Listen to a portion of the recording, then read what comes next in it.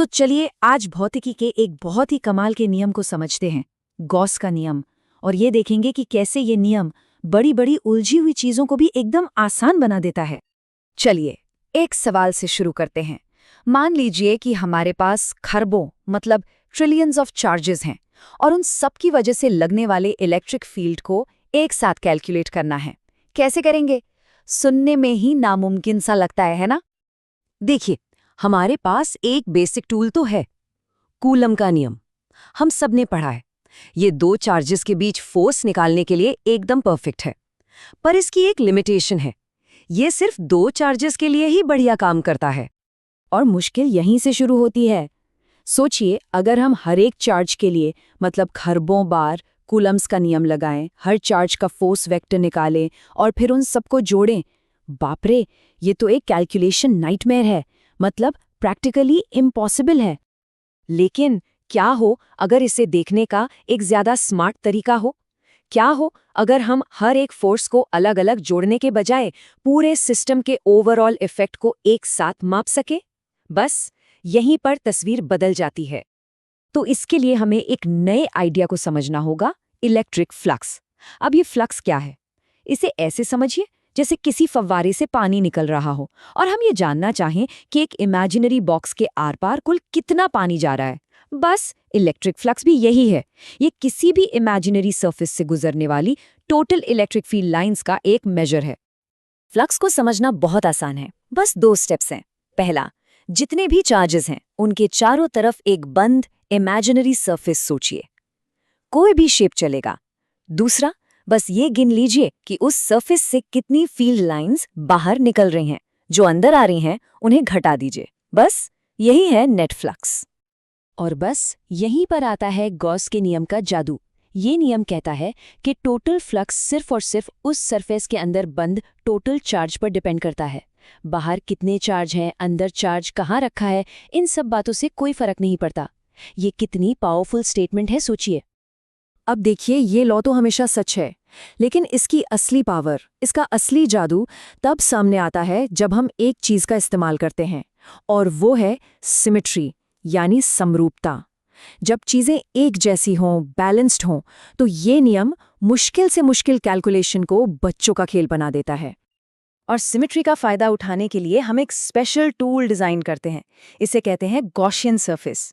ये वही इमेजिनरी बंद सरफेस है जिसके बारे में हमने बात की थी, पर अब हम इसे चालाकी से ऐसा डिजाइन करते हैं कि इसकी सिमेट्री हमारे चार्ज की सिमेट्री से मैच कर जाए, और बस हमारा काम आसान हो जाता है।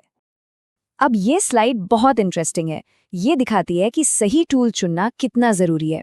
देखिए, एक सिंगल पॉइंट चार्ज के लिए अगर हम एक टेढ़ी मेढ़ी ऑड शेप की गॉसियन सरफेस चुनें तो कैलकुलेशन बहुत मुश्किल हो जाएगी। लेकिन अगर हम स्मार्ट बने और एक गोलाकार स्फेरिकल सरफेस चुनें जिसकी सिमेट्री उस पॉइंट चार्ज जैसी ही है, तो कैलकुलेशन एकदम ट्रिवियल हो जाती है, चुटकियों में सॉल्व। और ये सिर्फ कोई थ्योरेटिकल कॉन्सेप्ट नहीं है, ये प्रैक्टिकल प्रॉब्लम सॉल्व करने के लिए बहुत जरूरी है। आप देखिए, जेईई जैसे कम्पिटिटिव एग्जाम्स में पिछले कई सालों में सबसे ज्यादा सवाल स्फेरिकल सिमेट्री और फ्लक्स कैलकुलेशन से ही आए हैं। तो आप समझ सकते हैं कि ये कितना इंपॉर्टेंट है। तो चलिए एक क्लासिक प्रॉब्लम सॉल्व करके देखते हैं। एक यूनिफॉर्मली चार्ज स्फीयर का इलेक्ट्रिक फील्ड निकालना।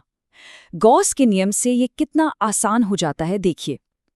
पहला स्टेप, चार्ज के चारों ओर एक स्फेरिकल गॉसियन सरफेस बनाइए।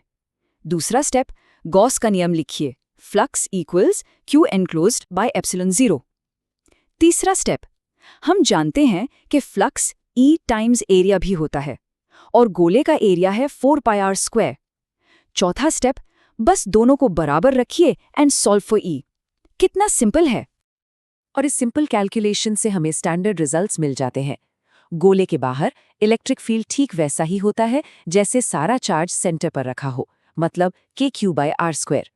लेकिन गोले के अंदर फील्ड का बिहेवियर अलग होता है, वो सेंटर से दूरी के साथ लीनियरली बढ़ता है। ये दोनों रिजल्ट्स बहुत इंपॉर्टेंट है। अच्छा, अब एक और मजेदार सवाल। सोचिए, अगर ये गोला सॉलिड न होकर एक खोखला कंडक्टिंग स्फीयर हो, मतलब धातु का बना हो, तो उसके अंदर क्या होगा? जवाब है 0, एक बड़ा सा 0। गॉस का नियम ये प्रूव करता है कि इलेक्ट्रोस्टैटिक इक्विलिब्रियम में किसी भी हॉलो कंडक्टर के अंदर इलेक्ट्रिक फील्ड हमेशा ऑलवेज 0 होता है। क्यों? क्योंकि सारा चार्ज उसकी बाहरी सतह पर चला जाता है और अंदर कोई नेट चार्ज बचता ही नहीं। और फील्ड का 0 होना ये कोई छोटी मोटी बात नहीं है, ये एक बहुत ही कमाल की टेक्नोलॉजी का आधार है, जिसे कहते हैं इलेक्ट्रोस्टैटिक शील्डिंग।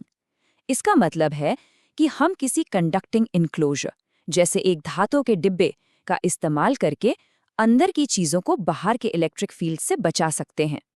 इसका एक रोजमर्रा का एग्जाम्पल है। आपने नोटिस किया होगा कि लिफ्ट के अंदर जाते ही फोन का सिग्नल चला जाता है ना?